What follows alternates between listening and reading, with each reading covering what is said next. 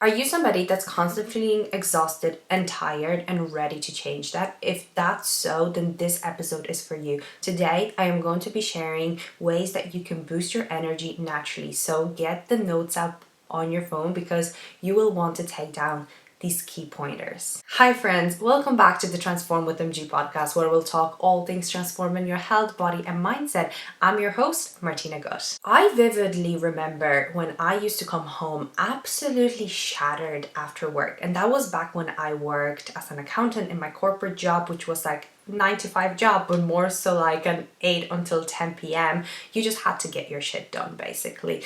And when it came to busy season, so for anyone that's in audit or in accounting in general, but I used to work as an auditor, or months from like January to about March, April were like crazy busy because it was the end of the year, and then we obviously had to do the accounts then from the end of the year. But I would be so exhausted and I would wake up so groggy in the mornings, and I would have to snooze my alarm about 6 or 7 times, if not more, just to get myself out of bed. And you know those times when you're just like snoozing and keep putting that 5 minute snooze on until you actually get to the point where you're like, if I don't get out of bed right now, then I am going to be late for work and then probably fired. In today's fast-paced world, being exhausted and fatigued has become a reality, and it appears that the most common answer when you ask somebody, how are they? It's like, I'm tired. I'm just tired and busy. And it really is alarming. And the way that we try to fix the lack of energy is focusing on the symptoms. So we grab coffee, energy drinks, sugar for instant boost to get us through the day. We reach for supplements. We save reels and posts. Hashtag more energy. Which, yes, they're temporarily solving the problem, but not getting down to the root cause. And I have been a victim of that until I actually got down to the root cause of what was leading me to not having the energy. And yes, I mentioned I worked a busy job, but like I was always busy, whether that was back in uni when I was studying full-time and then having a part-time job alongside of it. Now even being a business owner, there's always something to do.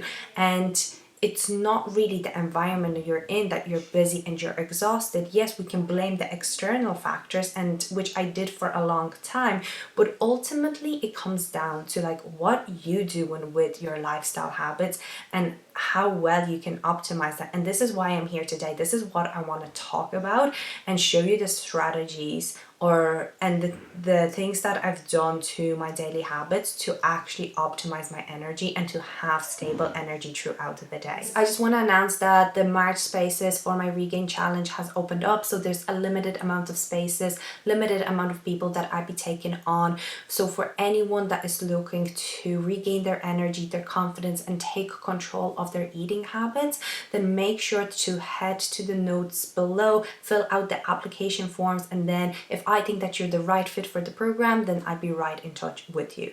Right, back to the episode. Right guys, to get to a solution on why you are so exhausted and tired all the time, then you need to get a grasp on what is depleting your energy in the first place. First of all, let's talk about hormones and energy. Hormones serve as the body's chemical messengers, orchestrating a wide array of psychological processes, including energy metabolism. There's about 50 different hormones in our body, but I'm going to talk about just a couple and how this regulation of those hormones has an impact on actually causing you dips in energy. Cortisol. It is known as the stress hormone, and cortisol plays a crucial role in mobilizing energy reserves during times of acute stress. However, chronically elevated cortisol levels, often due to like prolonged stress, and I talked about stress many times, and it's not something that we can completely get rid of. Like in today's world, it's absolutely unrealistic, but we do need to learn how to manage it.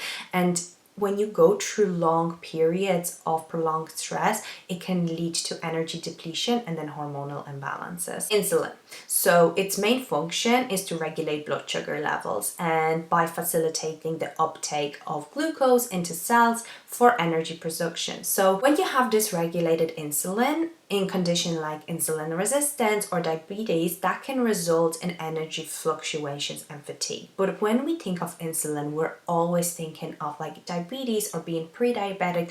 But even if you're just a healthy individual and you don't have those conditions, dysregulated insulin levels will have an impact on your blood sugar levels. And if your blood sugar levels just spike like way up, they are bound to come down, and this is why you're experiencing that energy crash. Thyroid hormones, so they regulate metabolic rate and energy expenditure. So hypothyroidism, which is an underactive thyroid, is associated with sluggish metabolism and low energy levels. And lastly, we also have to talk about estrogen. So estrogen is one of the female sex hormones which ebbs and flows throughout our cycle. But estrogen has other functions alongside just being the key hormone in our reproductive system.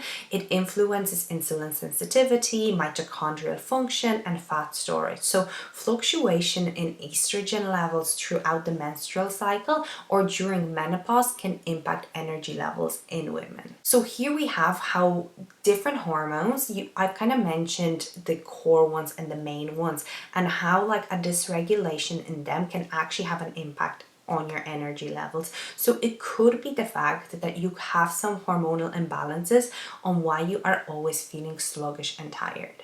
But now let's talk about a different side of energy and about energy stealers, things that really deplete your energy. And here I'm talking about lifestyle factors and environmental stressors. Some of the most common ones are poor sleep, chronic stress, which I already talked about, nutrition deficiency, so lacking in essential nutrients can compromise energy metabolism and contribute to the fatigue, and then sedentary lifestyle, so physical inactivity. While we have some hormonal imbalances, and then we also have lifestyle and environmental factors that can deplete our energy levels, fortunately, there are a number of strategies that you can implement, and you can literally implement some of these strategies from today. After you finish listening to this episode, you can go away, like I mentioned, have your notes out ready and take down things that are going to be applicable that you can start doing and start to increase your energy levels. And over time, you will find yourself just being more positive, more uplifted,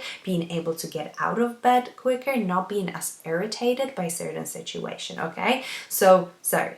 I digress, but let's get into them. There are strategies to support optimal energy production and promote a balanced hormonal panel, essentially. Those strategies can be broken down into 4 factors. We're going to be talking about balanced nutrition, regular exercise, stress management, and quality sleep. Right? So let's just break down each one and see how it's actually applicable and give you some actionable tools and steps for your own lifestyle. So talking about balanced nutrition plays a pivotal role in fueling your body and sustaining energy levels throughout the day. First of all, I just want you to ask yourself a couple of questions, right? Are you often skipping meals, whether that is intentionally because you want to eat fewer calories or unintentionally due to busy schedule? B, have you been dieting for a long time or always feeling like you are on a diet or in constant loops of being on plan, off plan? C, are you focusing solely on calories without considering quality of your meals? Like whether they contain fiber, protein, and nutrients. You only care about whether like the calorie density of those meals. And lastly, do you have binge cycles and often find yourself overeating?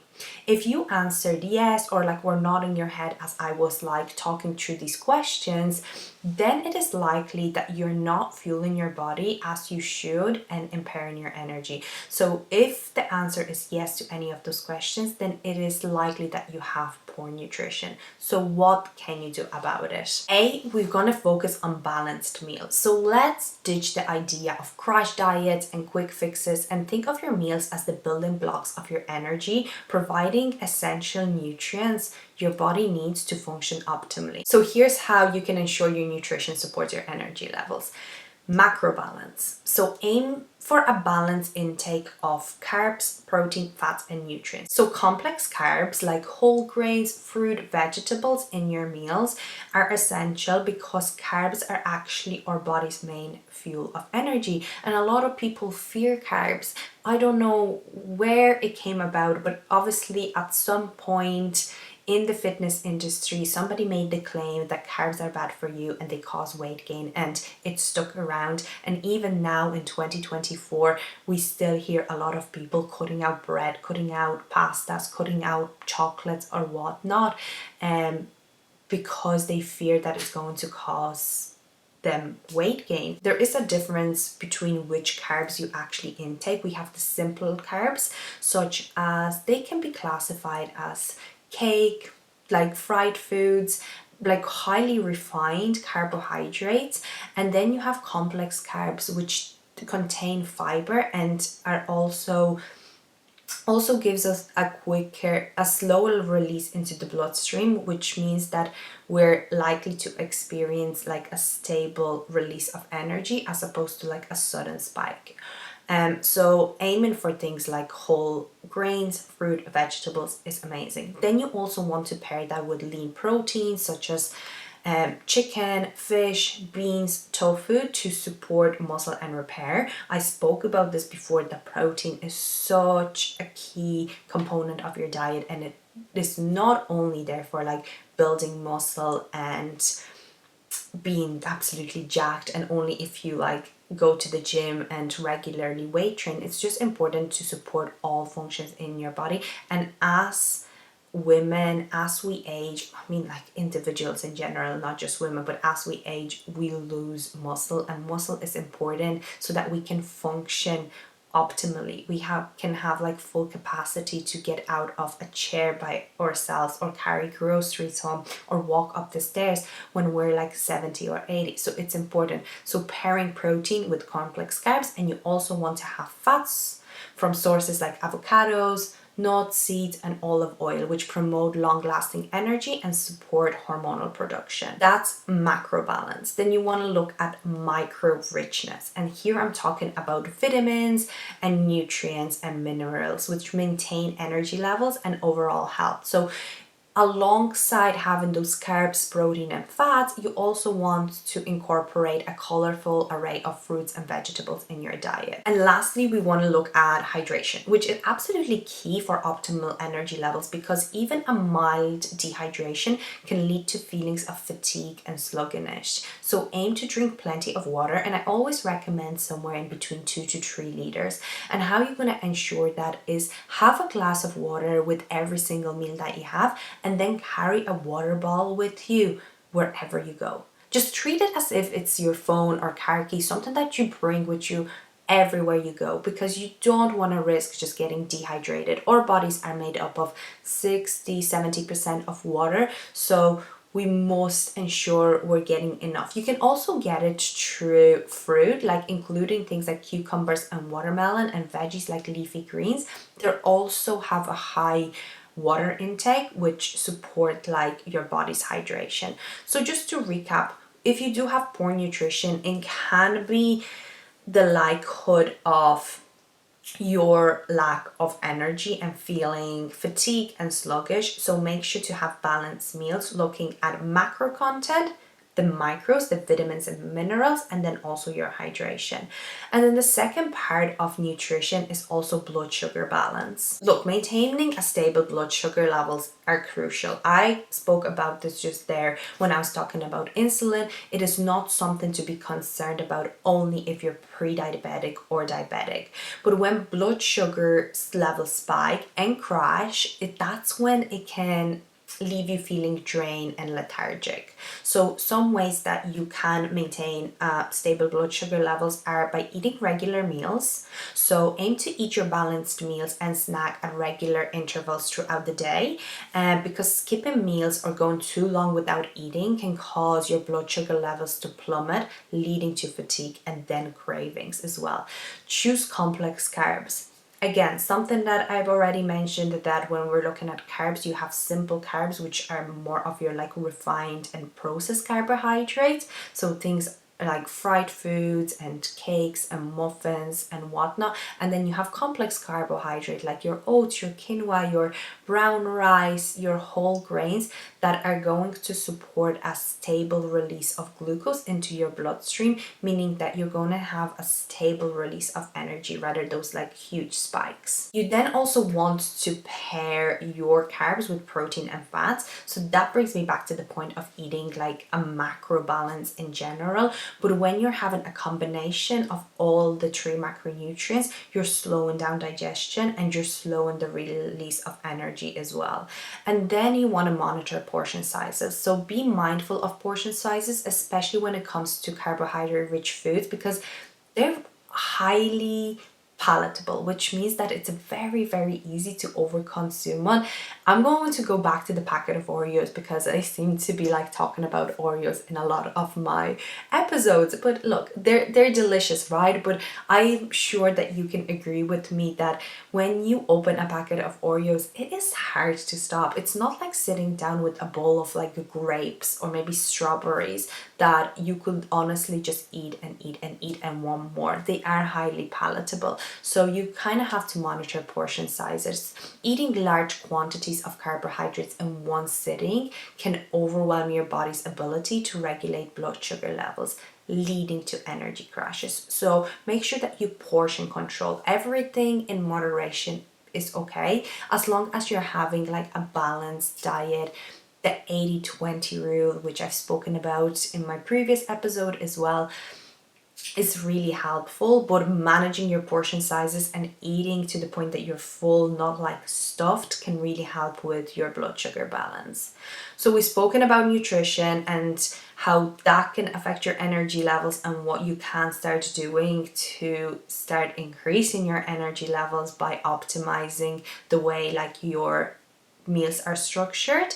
And now let's move on to the second factor, and that is regular exercise. So exercise actually enhances energy. And I know what you might be thinking. You'll be like, the last thing that I want to do is a workout after a long day of work. I'm feeling lazy, I'm feeling unmotivated.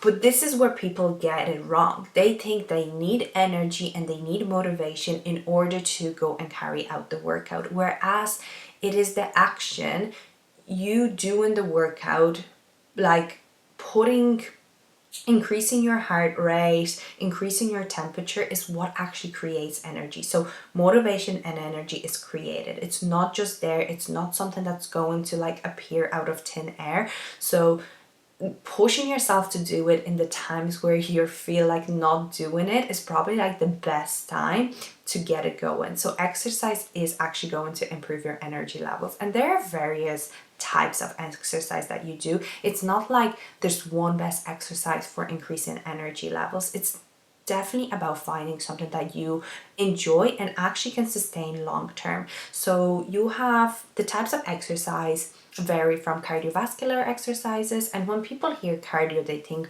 right, it's like running or doing the bike or the stairmaster, any of the like cardio machines. But it can be things like going on a hike with like your family or your friends, going swimming, playing tennis.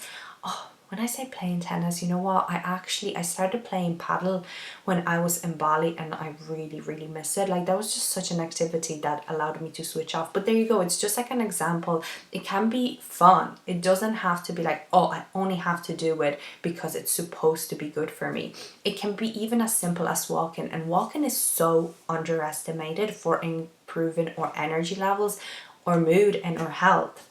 If you're ever feeling a little bit sluggish because you've been sat at a desk for too long, or just been scrolling on your phone too long, or whatever it is, feeling irritated, getting outside in the nature, walking, listening to a podcast, listening to your own thoughts, your favorite music, bringing the dog, like ringing a friend, anything, it can actually not only increase those energy levels, but also your mood. So I definitely recommend.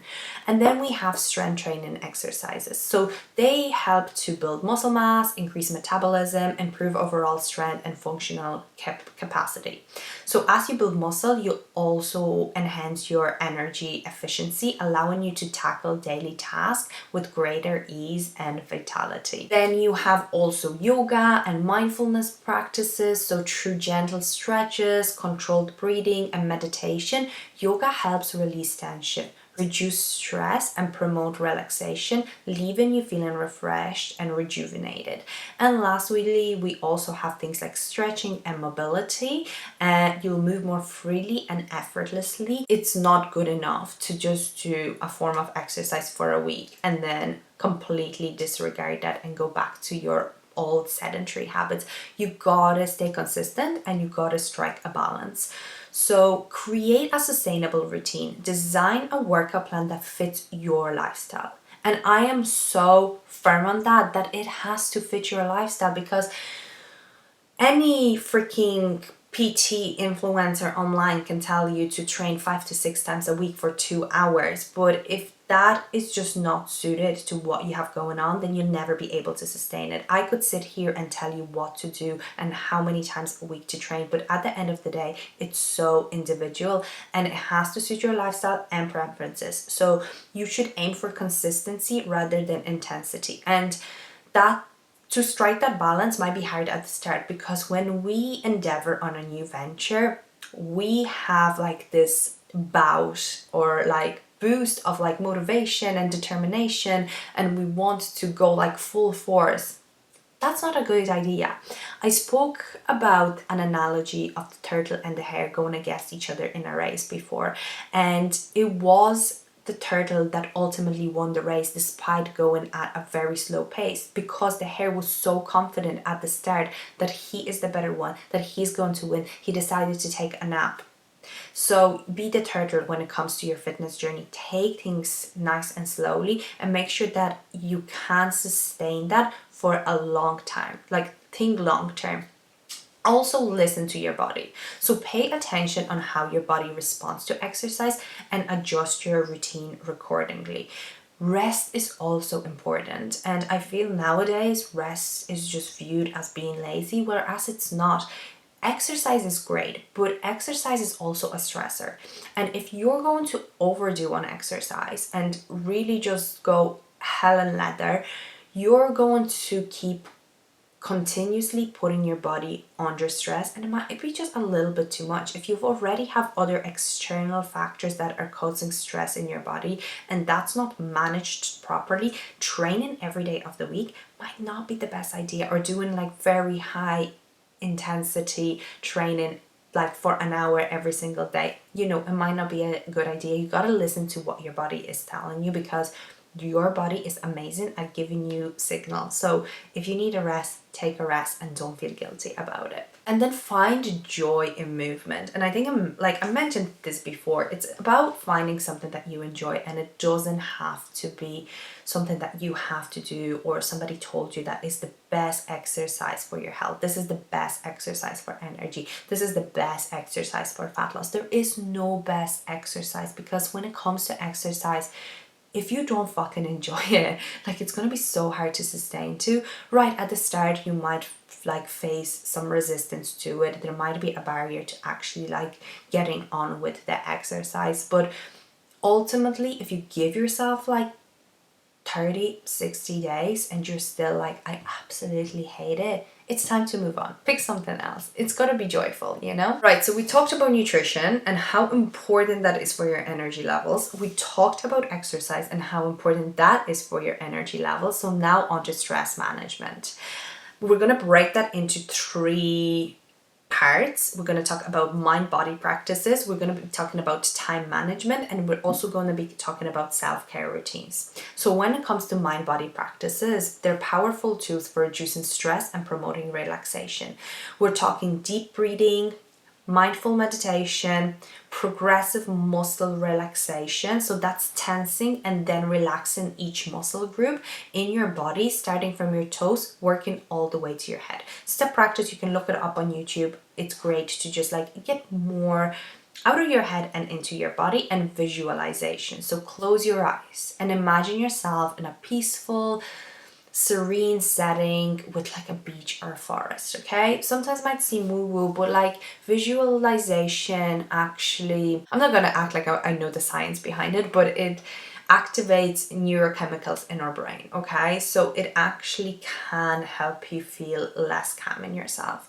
But these are mind body practices. Mind body practices help you get away from your head, which if you're anything like me, I'm a big overthinker and I can really get into my head and start feeling anxious and overwhelmed and start creating scenarios which aren't even reality. So doing things like breathing, meditation, even moments of mindfulness can really help to feel more calm and relaxed. Then we're going on to time management, and it is actually essential for reducing stress plus increasing productivity, because if you feel like you're all over the place, you never get your tasks done, you're absolutely like awful at planning anything in advance, you're always chasing your tail, you're going to feel stressed. Okay, so time management is self-management.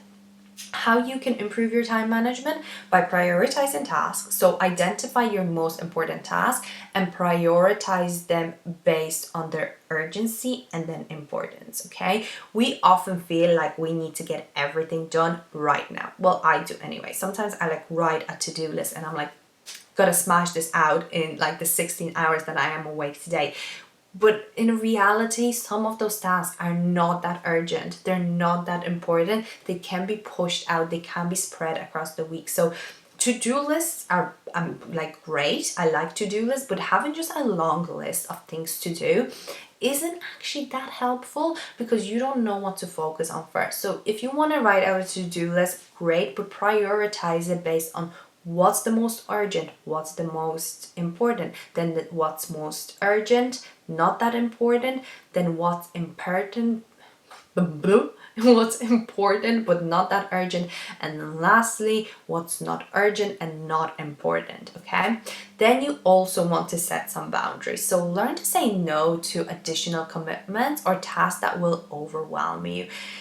If you're a chronic people pleaser, this probably is going to sound like a hard activity because you're just a yes person and you want to please everyone and you want to make everyone happy, but you're doing it at the expense of your own mental health, physical health, and really overwhelming yourself. So set some boundaries. It's really going to help with the overwhelm of the amount of things that you need to get done.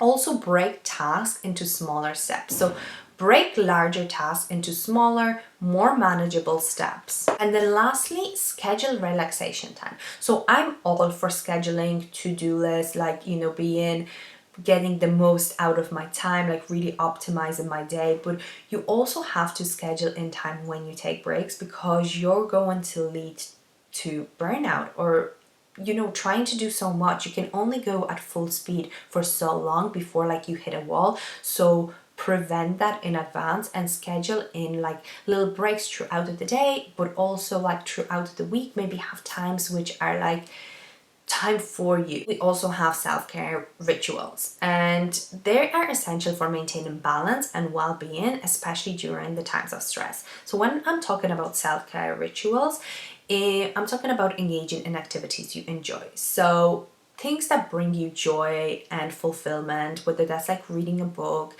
painting, doing some garden work, or spending time with friends and family. You also want to practice gratitude. Gratitude is freaking amazing at like identifying at what you already have in life, so that like you're grateful for it and you can identify positive opportunities a lot easier, which means that you can find those moments of joy a lot easier in like, I don't know, like basic monotonous like day-to-day life.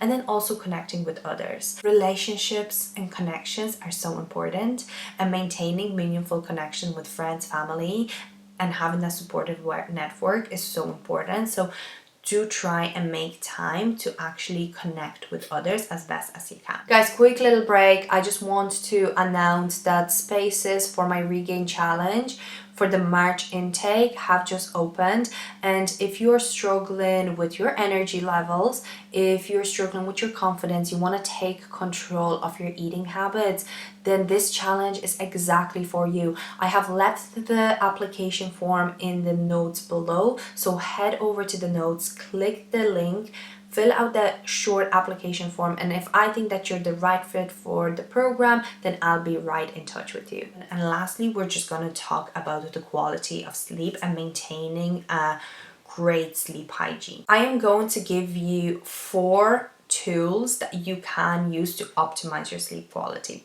The first one is having a regular sleeping schedule. Our bodies love routine. We operate on an internal 24-hour clock called the circadian rhythm. It loves when we go to bed roughly at the same time, and it loves when we wake up roughly at the same time. Whatever those hours are for you, just set them. Be realistic with yourself.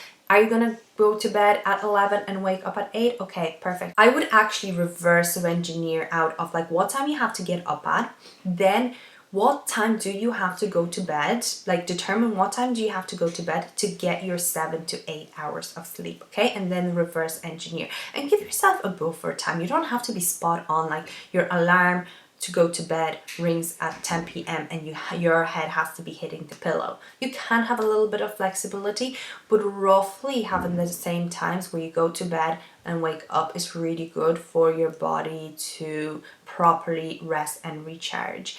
And I'm talking about weekends here as well, okay? So a lot of people are like, oh, time to sleep in because it's the weekends. You're not doing your body a favor. So if you can stick to somewhat similar schedule that you do Monday to Friday and the weekends as well, you're going to be doing yourself a huge favor for your energy levels. Second thing is to create a bedtime routine. So allocate 20 to 30 minutes of you time that you wind down and prepare your body for falling asleep. This might include dimming the lights in the house, lighting some candles, doing skincare routine, reading and journaling. Third thing is to limit your screen time. So try to shut off your laptop, your phone, your TV about an hour before you go to bed, because the blue light that's emitted from the screens actually decreases our melatonin production.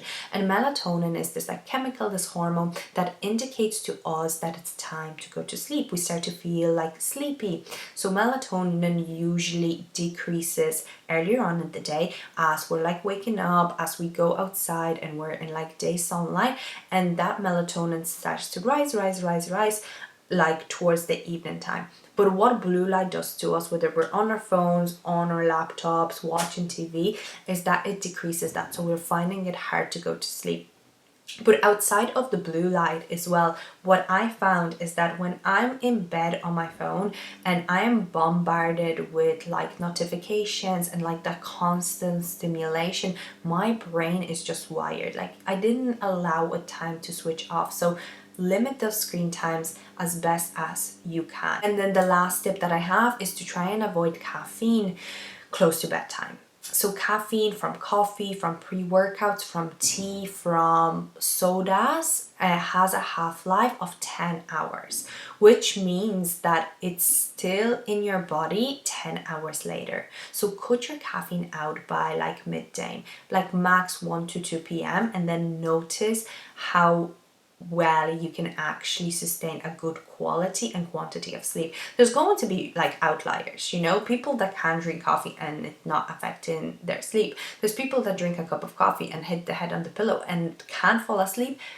Whether the quality of that sleep is good, like I wouldn't be so sure, but some people metabolize caffeine quicker, but you have more chances to improving your sleep quality by simply just having a time limit on when you cut out your caffeine. These are 4 pillars that are going to help you increase your energy levels.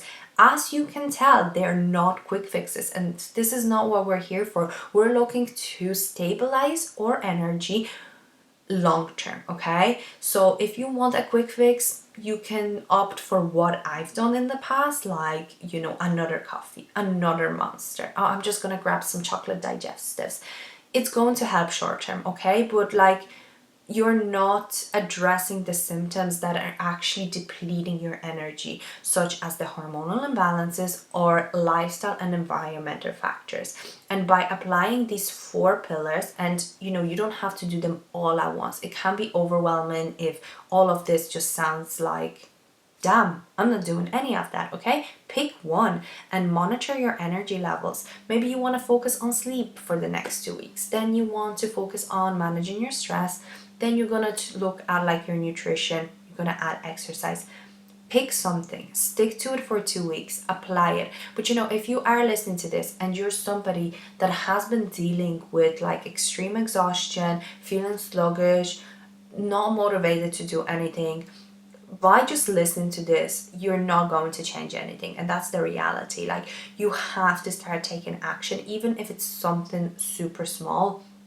Taking action will be the stepping stone to actually boosting your energy naturally. And that is all for today. Thank you so much for listening. Thank you so much for supporting my channel. If you do enjoy it, please like, subscribe, comment, leave a rating. It does not go unnoticed and it really supports the channel. It means that I can produce more videos like this and indicates to me that you actually do enjoy listening to it. I will see you in the next episode.